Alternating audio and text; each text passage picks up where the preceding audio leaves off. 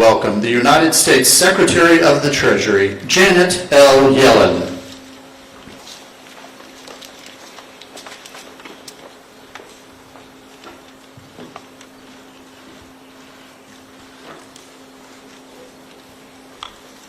Thank you all for being here today. I'd like to begin by speaking about the groundwork that we have laid over the past year. Last April, I outlined our administration's approach to our economic relationship with China. President Biden and I are clear-eyed about the complexities of this relationship. Our priorities include protecting our national security and that of our allies, advancing an objective of a healthy economic relationship with a level playing field for American workers and firms, and cooperating on China where both countries can and must. It's undeniable that the U.S.-China relationship is on a stronger footing today than this time last year. And this was not preordained. It was the direct result of President Biden's guidance to me and his cabinet to intensify our diplomacy with China and put a floor under the relationship. Over the past year, I've met in person with my Chinese counterpart, Vice Premier He Lifeng, 3 times, including in the San Francisco Bay Area, where I call my second home. We established economic and financial working groups that have seen substantive, in-depth conversations. These build on the candid and constructive meeting between President Biden and President Xi in Woodside, California last November. Through these exchanges, my team and I have been able to advance the interests of the American people. We've set forth our own economic policy priorities and gained an improved understanding of China's. We've advocated for specific steps to ensure American workers and firms are treated fairly. We've directly communicated American national security concerns, and both countries have clarified potential misunderstandings to prevent unintentional escalation. And we've restarted cooperation on issues where our interests coincide. Last November, the Vice Premier and I took the important step of affirming key areas of agreement, including a commitment to work toward a healthy economic relationship that provides a level playing field for both countries. This progress matters. Given the size of our economies, the U.S.-China economic relationship is among the most important bilateral economic relationships in the world. And it matters deeply for American workers and firms. In turn, the American people expect their leaders to do the hard work of economic diplomacy. That's not the type that always generates headlines. It's one that keeps at it despite the noise in order to advance a responsible approach to the complex challenges that we face. President Biden and I are committed to such an approach, and it's what brought me here to China. Over the past week, I've had the opportunity to make progress on issues that matter to Americans. I've had productive, direct, and extensive meetings over 4 days in Guangzhou and Beijing with China's economic leadership, including Premier Li, Vice Premier He, Governor Pan, and Finance Minister Lan. I've also met with those outside of the central government, including American and other foreign businesses, Chinese academics and students, and local government leaders with practical, on-the-ground economic policy responsibilities. Let me outline 3 areas where we've made significant progress this week. First, Vice Premier He and I agreed to launch intensive exchanges on balanced growth in the domestic and global economies. This represents an important part of my effort to advocate for American workers and businesses and gain a better understanding of certain PRC macroeconomic policies. Let me explain. During conversations this week, I underscored again that the United States does not seek to decouple from China. Our two economies are deeply integrated, and a wholesale separation would be disastrous for both of our economies. Even as we take action to diversify our supply chains, we seek to preserve the broader trade and investment relationship that can benefit American workers and firms. China is a key market for American products and services, and competition between our firms can spur greater dynamism and innovation in American industries. The American businesses that I spoke to in Guangzhou underscored the significant benefits of a healthy economic relationship. At the same time, I expressed concern to senior Chinese officials that there are features of the Chinese economy that have growing negative spillovers on the U.S. and the globe.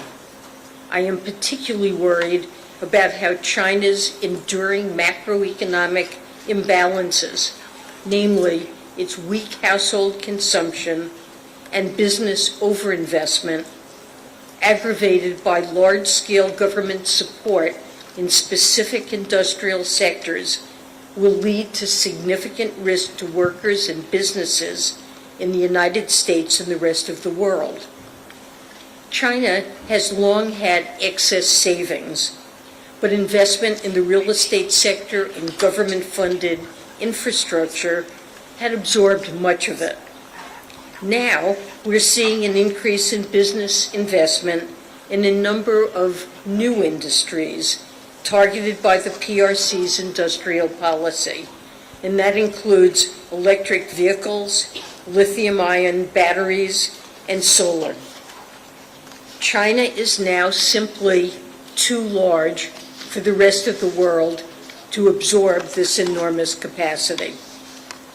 Actions taken by the PRC today can shift world prices. And when the global market is flooded by artificially cheap Chinese products, the viability of American and other foreign firms is put into question. And we've seen this story before. Over a decade ago, massive PRC government support led to below-cost Chinese steel that flooded the global market and decimated industries across the world and in the United States. I've made clear that President Biden and I will not accept that reality again. I know that these serious concerns are shared by our allies and partners from advanced economies to emerging markets. China's excess capacity is built up over a significant amount of time, and our concerns will not be resolved in a week or a month.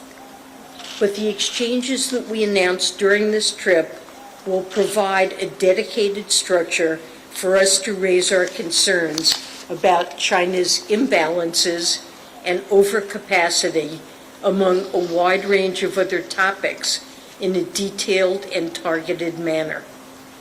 We intend to underscore the need for a shift in policy by China during these talks, building on the over 2 hours I spent on this topic with the Vice Premier last week. This is part of our effort to advocate for American industries and prevent the significant economic disruptions we've seen in the past. It's important to note that I firmly believe that addressing these imbalances in an appropriate way will not only be good for the U.S. and the world, it will also be good for China's long-term productivity and growth. Importantly, we have and will continue to emphasize that our concern about overcapacity is not animated by anti-China sentiment or a desire to decouple. Rather, it's driven by a desire to prevent global economic dislocation and move toward a healthy economic relationship with China. Second, I was pleased to announce that we're expanding cooperation with China in our shared work against illicit finance. At home, President Biden and I have taken major steps to prevent illicit actors from exploiting the U.S. financial system and to hold them accountable when they do. But the United States cannot do it alone. Weaknesses in financial regulatory regimes abroad, in China and other countries around the world, also provide an avenue for financing for criminal organizations. President Biden and I have taken major steps to prevent illicit actors from exploiting the U.S. financial system and to hold them accountable when they do. But the United States cannot do it alone. Weaknesses in financial regulatory regimes abroad, in China and other countries around the world, also provide an avenue for financing for criminal organizations, human traffickers, drug traffickers, fraudsters, and other malicious actors that can harm Americans and our national security. From now on, a new joint Treasury PBOC cooperation and exchange on anti-money laundering, established during this trip, will enable our countries to share best practices and information to clamp down on loopholes in our respective financial systems. I've asked my team to begin these meetings very soon, and we look forward to reporting on our progress. I'm also pleased that illicit finance is a critical component of Treasury's work with the PBOC as part of the U.S. PRC Counter-Narcotics Working Group.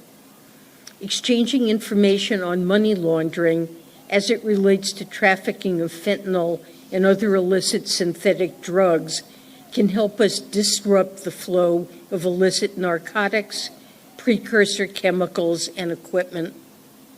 The opioid epidemic is a crisis that affects every community in the United States, large or small, with more than 150 Americans dying each day. Treasury is committed to using all of our tools, including international cooperation, to counter this threat. Third, we're announcing that we will continue a series of financial technical exchanges between the United States and China.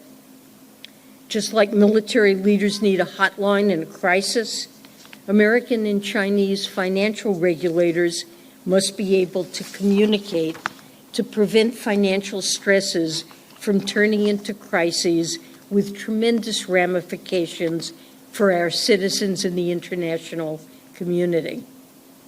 Over the past few months, we've hosted several exercises with China, including on how we would coordinate if there were to be a failure of a large bank in either of our countries.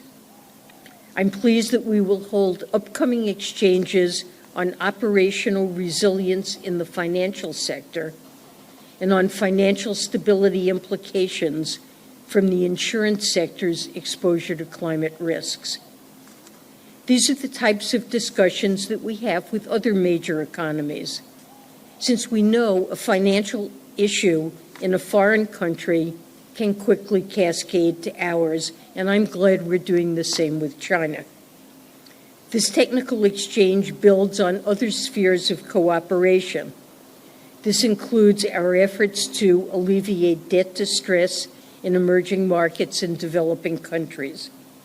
We've seen progress over the past few months on specific debt cases, such as Zambia's. I have and will continue to push as hard as I can to build greater momentum in other outstanding debt cases. I've also been pleased by the progress we've made in conversations around sustainable finance, and I'm committed to moving our climate cooperation with China forward.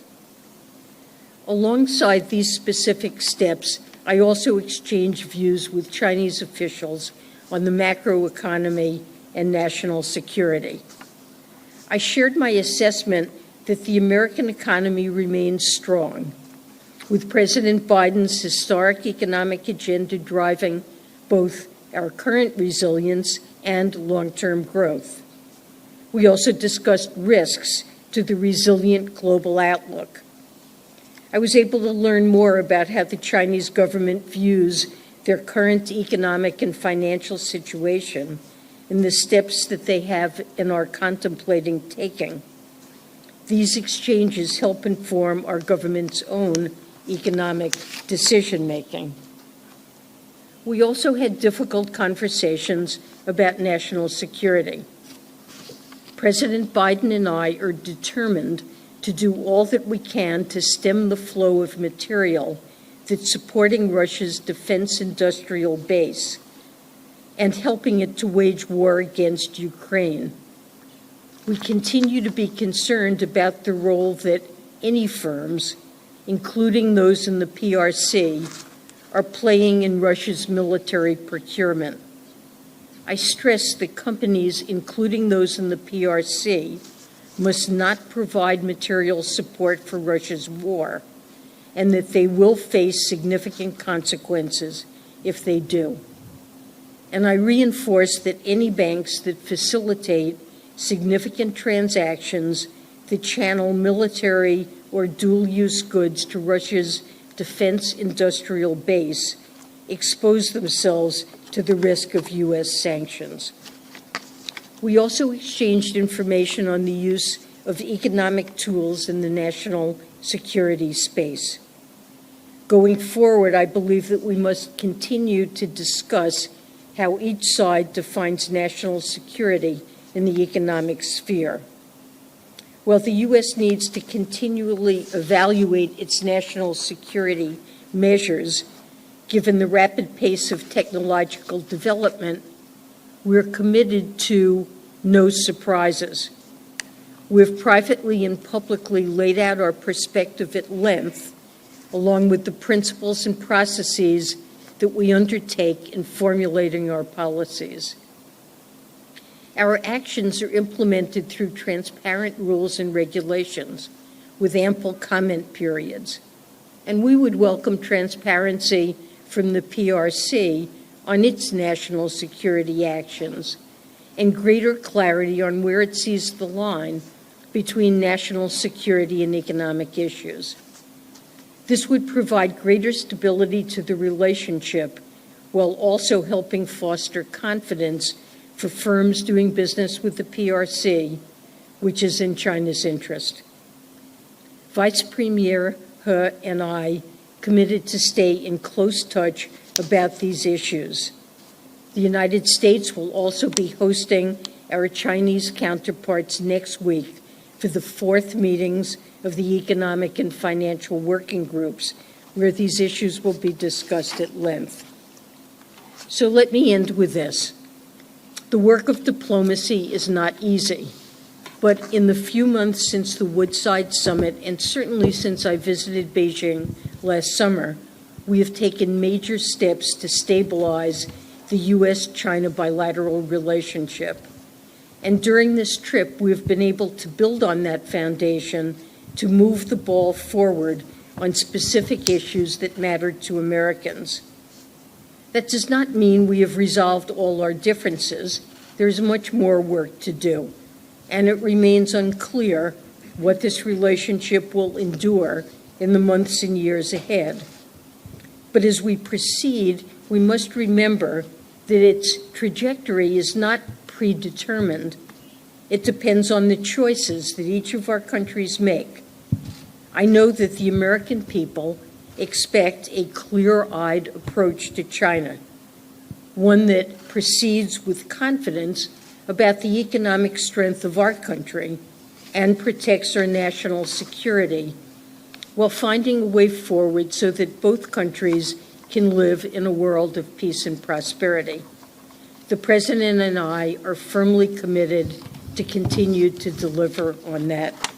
Thank you. I'd be glad to take your questions. First question goes to Alan Rappaport, The New York Times. Thank you, Secretary Yellen. Following your meeting with the Premier, his office put out a statement saying that the U.S. should refrain from politicizing and national securitizing economics and trade, and appeared to be dismissive of some of the concerns that you raised about overcapacity. What's your response to that? And if China does not make changes, what types of measures do you think should be considered to protect the green energy industries that the Biden administration is trying to develop?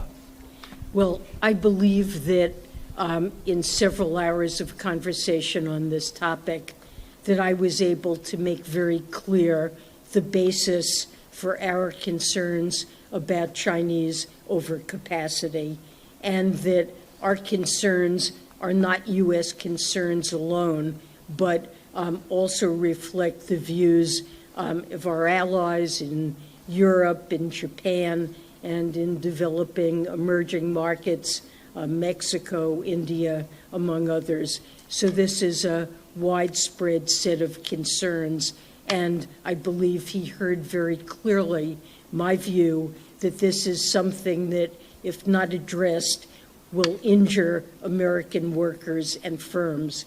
And I think he also understands that we have concerns with respect to our supply chain resilience about developing undue overdependence on China as a source of supply in areas like clean energy, which will clearly be expanding in the decades ahead.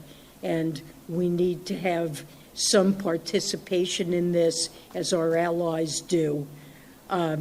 So we agreed, as I mentioned, to launch intensive exchanges on balanced growth in the domestic and global economies. The reason for that is because the Chinese have heard our concern with the potential impact on American workers and firms, and realize that we need to discuss this and address this collaboratively. Next question goes to Fatima Hussein from the Associated Press. Hi, Secretary Yellen. Forgive my voice. Your counterparts brought up TikTok in your discussions. Was any progress made on resolving that issue? Is it practical to ban the app in the U.S.? And on overcapacity, what are you looking for China to do in sectors like EV and solar, where it already exists? Are you looking for voluntary restrictions on exports? So let me start with TikTok. It's a subject that was raised in our meetings. We discussed it briefly. The president has made clear there's a bill in the House that, if passed, he indicated he would sign. And I am certainly supportive of efforts by our administration to address national security issues that relate to sensitive personal data.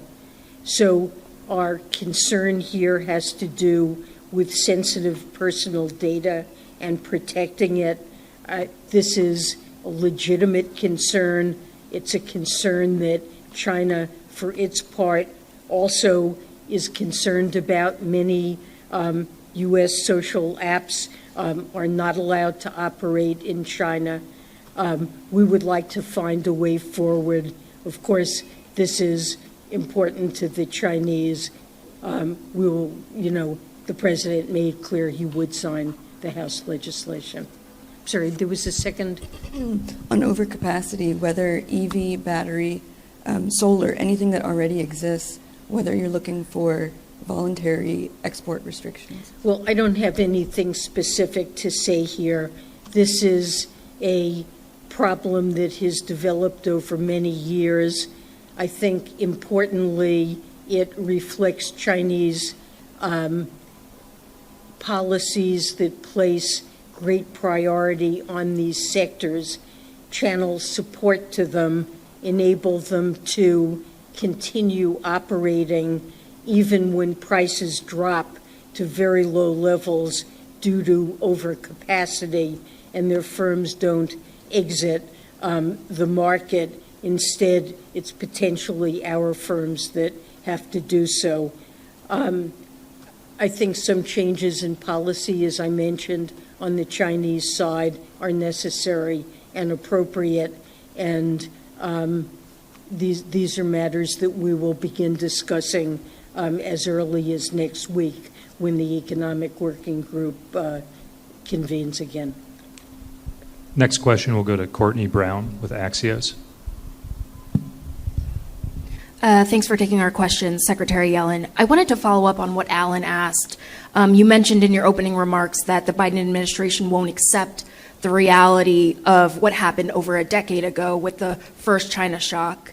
So how far is the Biden administration willing to go to prevent that from becoming a reality? What are some of the specific actions that you could take? Well, I don't want to get ahead of where we are on this, but I did last week visit a firm in Atlanta called Soneva that was a dynamic and technologically advanced producer of solar cells in the early 2000s. This was a time when China ramped up its capacity to produce solar panels enormously. Prices plummeted, and in 2017, the firm finally had losses that were so steep it went out of business. It went bankrupt. And one of the goals of the Inflation Reduction Act, of course, that's a key goal is to reduce emissions to address climate change, but also it's intended to bolster our supply chains and create some capacity in the United States to produce these critical clean energy products. And there are a series of supports there and restrictions that have enabled this firm to feel it now has the potential to operate profitably. But we recognize that continued investment in capacity in these areas in China that outstrips growing global demand really could again threaten a company like this. And I would simply say that the impact of that, you mentioned the first China shock. That was something that happened in the years after China joined the World Trade Organization. Its production of many manufactured goods ramped up dramatically, and there was tremendous loss in jobs, maybe up to 2 million jobs in the United States, that really led to the hollowing out of industrial production in many parts of the country and had a very negative impact on American workers. I don't believe President Biden, this is something he's very focused on, wanting to reverse these adverse effects that American workers have seen, and I simply would say it would not be acceptable to the United States, to President Biden, to allow this to happen again. Exactly what the right tools are, I don't want to get ahead of where we are, but I believe that it's critical that our Chinese counterparts understand the importance that we place on addressing this, and I believe they have tools that they can use to ease this problem. Next question will go to Andy Durin with the Wall Street Journal. Hi, Secretary Yellen. You mentioned the recent stability in U.S.-China ties that some of this recent diplomacy has helped achieve. I'm wondering if this overcapacity issue does kind of become the worst-case scenario and a repeat of the first China shock, as you mentioned. I mean, is that something that you think has the potential to destabilize this recent momentum? I mean, is this central to kind of the future of the bilateral relationship, whether this issue can be resolved successfully? Well, it is a critical issue, and it is one that could have an adverse impact on American workers and firms if we don't find a solution. So I believe we have a commitment with the Chinese to try to work cooperatively to understand the economic concerns that each of us has. And this is a very important concern of ours. I think my job here is to make sure I've explained this very thoroughly and presented this concern at the highest levels of Chinese leadership so that they understand the importance that we attach to this. I do not want to see the U.S. economic relationship or overall relationship with China deteriorate and fray. And I believe the Chinese are undertaking these consultations and ongoing exchanges because they share a similar desire to stabilize our relationship, that we both see the benefits of a strong trade and investment relationships. As I said, there are gains to us from being able to sell into a huge Chinese market. For many American firms, it supports many jobs, and the Chinese gain similar benefits. We have a deep relationship in terms of trade and investment, and I think neither side would wish to see this relationship really to decouple. So we're working together honestly in good faith to have frank and candid discussions and to find a way forward that is constructive. Next question will go to Mark Stewart with CNN. Good afternoon, Secretary Yellen. I want to continue the conversation about the current business environment. Whether it be TikTok or EVs, there is a lot of suspicion from Washington, from Wall Street, and from Main Street toward Chinese firms. Having made yet another trip now to China, I'm wondering, is this skepticism warranted? And how will you know if a threshold has been reached, a new level of comfort for American firms to feel encouraged to do business here in China? So we have talked with American firms and made an effort to understand their concerns. And to some extent, I think their concerns reflect Chinese actions that worry them, like actions that have been taken against certain consulting firms working with American businesses, or more recently, a decision not to allow Intel or AMD chips. And American firms are unclear exactly what kinds of steps China might take in the future. And I've tried in our conversations to make clear that this is a reason for caution on the part of American firms about doing business here.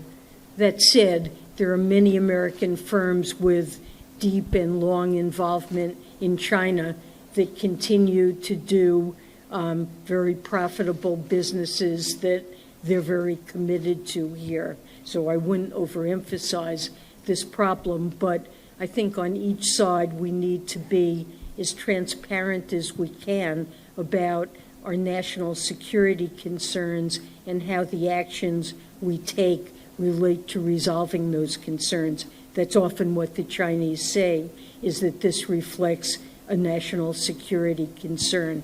As I mentioned, when we've put restrictions in place, we've proposed rules, gone through a full rulemaking process in which we take comments and make very clear what the rules of the game are, and I think that would be helpful on the Chinese side as well. And the final question will go to Wang Liwei from Caixin. Hi, Secretary Yellen. I study econ in Columbia. Very much share your concern of the overcapacity issue on China and beyond. I also want to, be in keeping with your spirit of being constructive for this trip, in the short term, from what I talked to some former Chinese senior officials, solution from supply side is relatively limited on this overcapacity issue because it is tied to China's development model where local governments is very active. And at this stage, where the economy is already weak, local governments wouldn't want company to go bankrupt, as you just mentioned, fearing layoff and potential social stability issues. So do you get some inkling from your discussion with Chinese policymakers on what could be done in the short to medium term, or perhaps what you raised in terms of solutions, as you are a top macroeconomist? Well, there's supply and then there's also demand. And so we've had conversations with our Chinese counterparts about the demand side of the equation and the fact that China's saving rate is among the highest in the world, and even at this advanced stage of development remains close to 45%. The flip side of a very high saving rate is that consumer spending as a share of GDP is quite low in China relative to other countries at this level of income. And so one possible approach would be to boost demand and to see a larger share of GDP accrue to households to bolster their income, or to, for example, bolster retirement security, the ability to afford education for one's children, and so forth, which are motives for very high saving, and call that rebalancing. And this is a matter that we have discussed over more than a decade in China. And I, too, have talked to many officials and members of the academic community who think that that needs to be part of the solution. If consumer spending were higher as a share of GDP, there would be less need to have such large investment going into building supply. That concludes today's press conference. Thank you all for joining us.